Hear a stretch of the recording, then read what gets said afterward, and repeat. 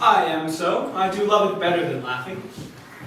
Those that are in extremity of either are abominable fellows, and betray themselves to every modern censure worse than drunkards. Why, 'tis good to be sad and say nothing. Why, then 'tis good to be opposed.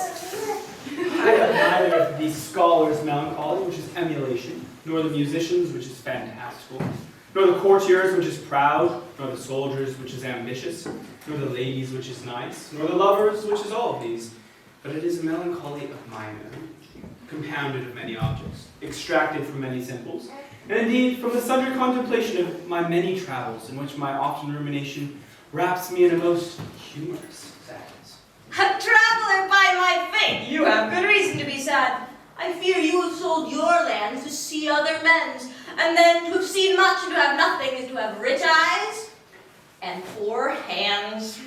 Yes, I have gained my experience. And your experience makes you sad. I am rather a fool to make me merry than experience to make me sad, and to travel for it too. Good day and happiness, dear Rosalind. May that God buy in you talking blank verse. Farewell, Monsieur Traveler! Look you lisp and wear strange suits, disable all the benefits of your own country, be out of love with your nativity, and almost chide God for making you that confidence you are, or I shall scarce think you have swam in a gondola. How now, Orlando! Where you been all this while? You a lover, and you serve me such another drink, never coming to my sight more. My fair Rosalind, I come within an hour of my promise. Break an hour's promise in love? He that will divide a minute into 1,000 parts, and break but the part of the 1,000th part of a minute in the affairs of love. It may be said of him that Cupid hath clapped him o'er the shoulder, but I'll warrant him heart whole. My fair Rosalind, pardon me, I pray you. Nay, and you be so tardy, come no more into my sight. I had as lief be wooed of a snail. A snail? Aye, of a snail. Though he comes slowly. He carries his house on his head. A better jointure, I think, than you make for a woman. Besides, he brings his destiny with him. What's that? Why, horns. For such as you are vain to be beholding to your wives for, but he comes armed in his fortune and prevents the slander of his wife. Virtue is no hornmaker, and my Rosalind is virtuous. And I am your Rosalind. It pleases him to call you so, but he hath a Rosalind better near than Come, woo me, for now I am in a holiday humor, and like enough to consent. What would you say to me, and I'm your very, very Rosalind? I would kiss before. Nay, you had better speak first, and when you were grappled for lack of matter, you might take occasion to kiss. Very good orators, when they are out, they will spit, and for lovers lacking, God warn us, matter, the cleanliest shift is to kiss. And how if the kiss be denied? Then she puts you into entreaty, and there begins new matter. Who could be out being before his beloved mistress? Marry, that should you if I were your mistress, or I should think my honesty ranker than my wit. What, my suit? Not if your apparel, and yes, out of suit. Am I not your Rosalind? I take some joy to say you are, because I would be talking of her. Then in her person, I say I will not have you. Then in mine own person I die. Nay, say, die by attorney. The poor world is almost 6,000 years old, and in all that time, there was not any man died in his own person vita licet in a love cause. Troilus had his brains dashed out with a Grecian club, but he did what he could to die beforehand, and he is one of the patterns of love. Leander, he would have lived to many a fair year, though Hero had turned none. Had it not been for a hot midsummer night for a good youth, he went but to wash himself in the Hellespont, and there, being taken with a cramp, was drowned. And the foolish chroniclers of that age said it was Helen of Cestus. But these are all lies. Men have died from time to time, and worms have eaten them. But not for love. I would not have my great Rosalind of this mind, for I protest her frown might kill me. By this hand, it will not kill a fly. But come, now I will be thy Rosalind in a more coming-on disposition. And ask me what you will, and I will grant it. Then love me, Rosalind. Aye, that's what I, Fridays and Saturdays and all. And wilt thou have me? I am 20 such. What sayest thou? Are you not good? I hope so. Why then, can one desire too much of a good thing? Come, sister, you shall be the priest and marry us. Give me your hand, Orlando. What say I prithee, marry us. I cannot say the word. You must begin with will you Orlando. Go to, will you, Orlando, have to wife this Rosalind? I will. I when. Why now, as fast as she can marry us. Then you must say, I take thee Rosalind for wife. I take thee, Rosalind, for wife. I could ask you for your commission, but I do take thee Orlando for my husband. There's a girl goes before the priest. And truly a woman's thoughts are before her actions. So do all thoughts, they are winged. Now tell me how long you would have her after you possessed her. Forever and a day. Say they without the effort. No, Orlando. Men are April when they wed, December when they wed. Maids are May when they are maids, but the sky changes when they become wives. I will be more jealous of thee than a Barbary cock pigeon over his hen, more clamorous than a parent against rain, more giddy in my desires than a monkey, no more newfangled than an ape. I shall weep for nothing like Diana in the fountain. I shall do that when thou art disposed to be married. I shall laugh like a hyena!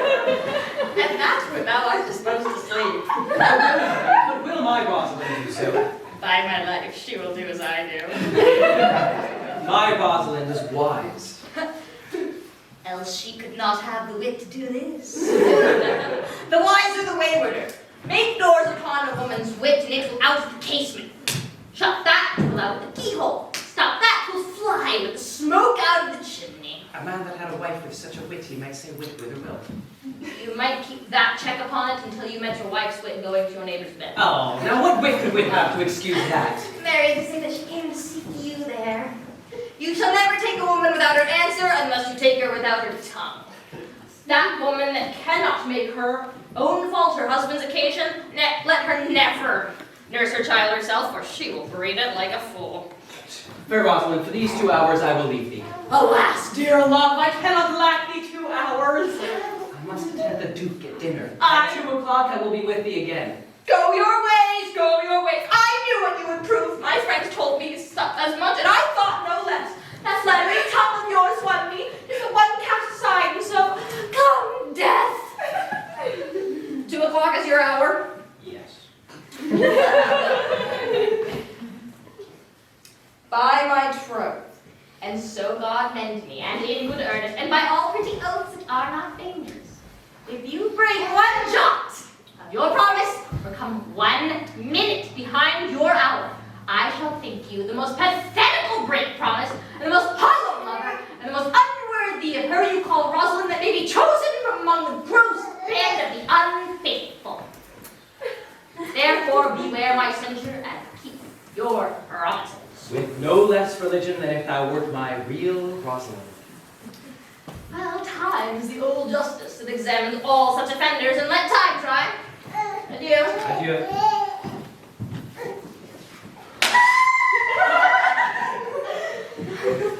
You have simply misused our sex in your love prank. We must have your dublin hose tucked over your head to show the world the bird without your own nest. Oh, cuz, my pretty little cuz, that thou mightst know how many fathoms deep I am in love. But it cannot be sounded. My affection hath an unknown bottom like the Bay of Portugal. Or rather, bottomless, that fast for affection in, it runs out. I tell thee, Eliana, I cannot live out of the sight of Orlando. I'll go find a shadow and sigh till he comes. And I'll sleep.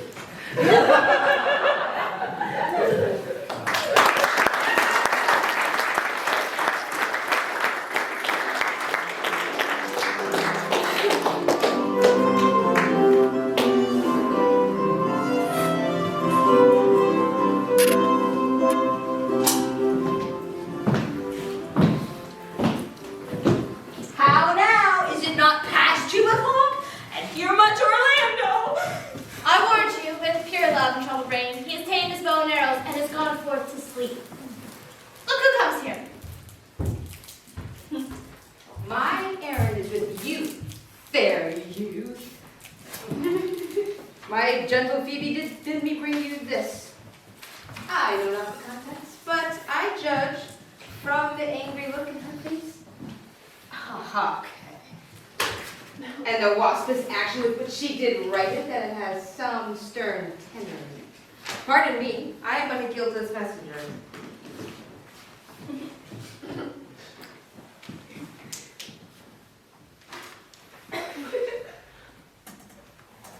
Patience yourself would startle at this letter and play the swagger.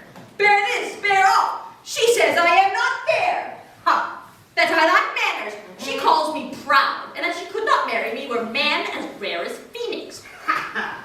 Odds my will, her love is not the hare that I do hunt. Why writes she so to me?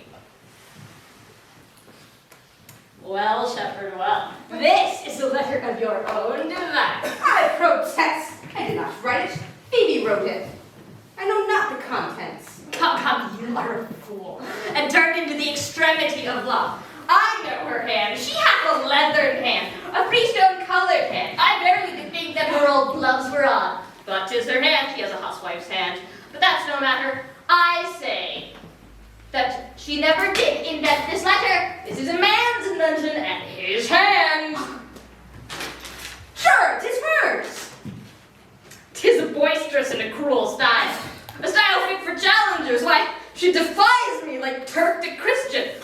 Woman's gentle brain could not drop forth such giant rude invention.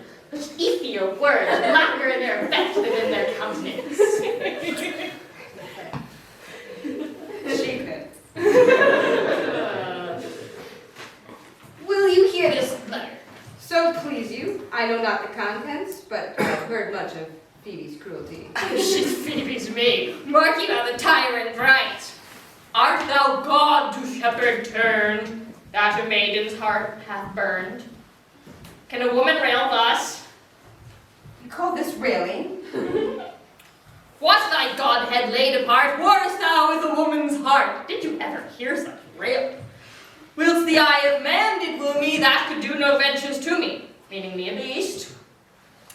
If the scorn of your right eye have power to raise such love in mine, alack in me what strange effect would they work in my respect. He that brings this love to thee little knows this love in me. And by him seal up thy mind whether that thy youth and kind can the faithful offer take of me and all that I can make. Else by him my love deny, and then I'll study how to die. You call this chiding? Alas, Poor shepherd. oh, do you pity him? No, he deserves no pity. What, to make an instrument of thee, and play false strains upon thee? Not to be endured. Well, shepherd, well, I see that love hath made thee tame snake. Go your way to her, and say this to her, that if she loves thee, I charge her to love thee. And if she will not, I will never have her unless thou entreats for her. If you be a true lover, hence, for here comes more company. Phoebe! Shorty. Good morrow, fair ones. Pray you, if you know where in the purlieus of this forest stands a sheepcot, fenced about with olive trees. It's west of this place, down in the neighbor bottom. The brink of osiers by the murmuring brook. Left on your right hand will lead you to the place. But at this hour the house upkeep itself, there is none within. If then I may profit by a tongue, then I should know you by description. Such garments and such ears. The boy is brown, of a female favor. He skirts himself like a ripe sister. The woman low and fairer than her brother. Are you not the owner of the house I did inquire for? It is no boast, King asks, to say we are. Orlando doth commend him to you both. And to that youth he doth call his Rosalind, he sends this bloody napkin. Are you he? I am. What must we understand by this? Some of my shame, if you'll know me, what man I am, how and why and where this handkerchief was stained. I pray you tell it. When last the young Orlando parted from you, he left promise to return again within an hour. And pacing through the forest, chewing the food of sweet and bitter fancy, lo it befell.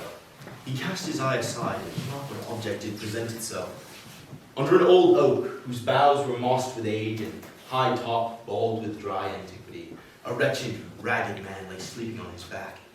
About his neck, a green and gilded snake had wreathed itself, who with her head nimble in threats, did approach the opening of his mouth.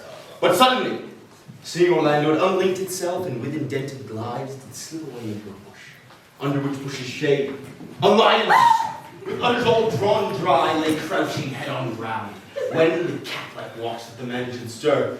For 'tis the royal disposition of that beast not to prey on anything that doth seem as dead. This seen, Orlando did approach the man, and found it was his brother, his elder brother. I have heard him speak of that same brother.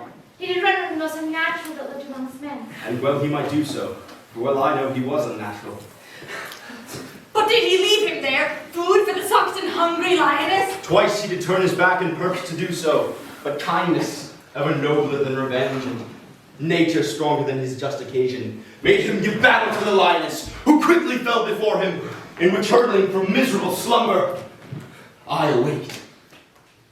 Are you his brother? Was it you he rescued? Was you that did so oft contrive to kill him? 'Twas I, but 'tis not I. I do not shame to tell you what I was, since by conversion so sweetly tastes, being the thing that I am. Under the bloody napkin! By and by, when from first to last betwixt us two, tears our accountments had most kindly bathed, as to how I came to that desert place. In brief, he led me unto the gentle Duke, who gave me fresh array and entertainment, committed me unto my brother's love, who led me instantly into his cave, and there stripped himself, and here upon his arm, the lioness had torn away some flesh, which all this while had bled, and now he fainted, and cried in fainting upon Rosalind. Brief I recovered him, bound up his wounds, and after some small space, being strong at heart, he sent me hither, stranger as I am, that I might tell this story, that you might forgive his broken promise, and to give this napkin, dyed in his blood, unto the shepherd youth he doth in sport, called his Rosalind. Not Rosalind Ganymede, sweet Ganymede. Many will swoon when they do look on blood. There is more in it. He recovers. I would I were at home. We'll lead you thither. I pray you take him by the arm. Be of good cheer, youth. You, a man? You lack a man's heart.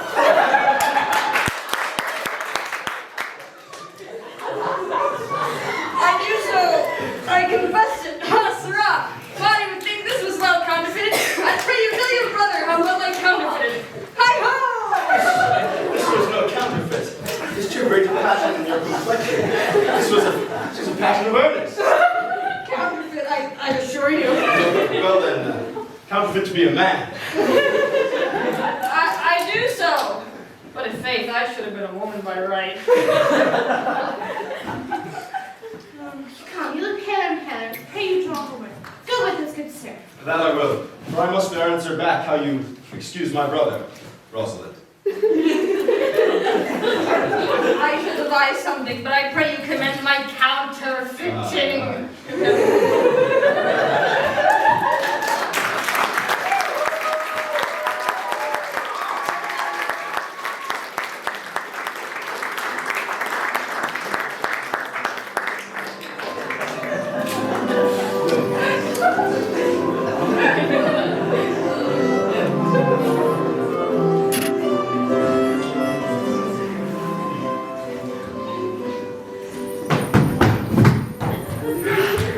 Patience, gentle Audrey, patience. We shall be married soon, Audrey. Faith, the priest was good enough for all the old gentlemen saying. A most wicked Sir Oliver, Audrey, a most vile Martex. But Audrey, there is a youth here in the forest lay claim to you. I know who it is. He hath no interest in me in the world. There comes the man you mean.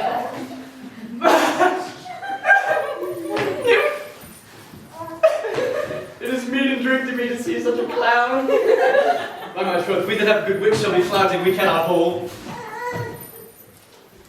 Good evening, Audrey. Good evening, William.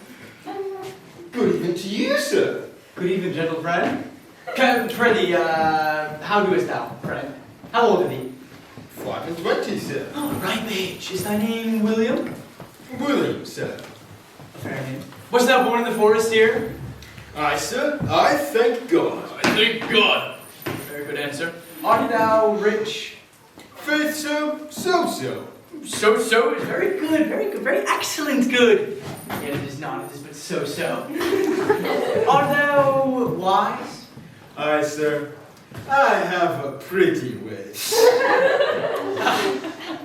Why, thou sayest well. I do not remember a saying. The fool doth think he is wise, but the wise man knows himself to be a fool. The heathen philosopher, when he had the desire to eat an apple, would open his lips when he put it into his mouth, meaning thereby that lips were meant to open and apples to eat. Do you have this, mate? I do, sir. Give me your hand. I don't learn it.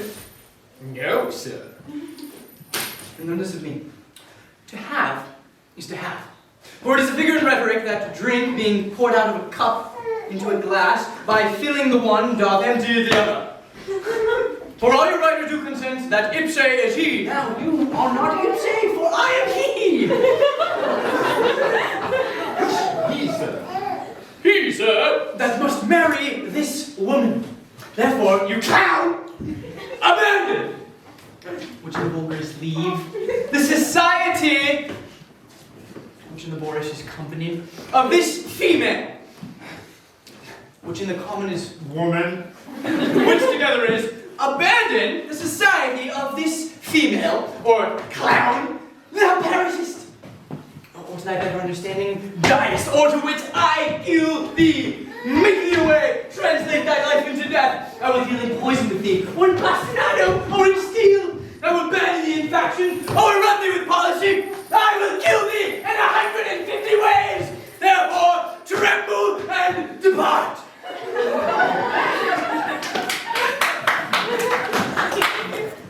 Heart. Do, good William. Mary!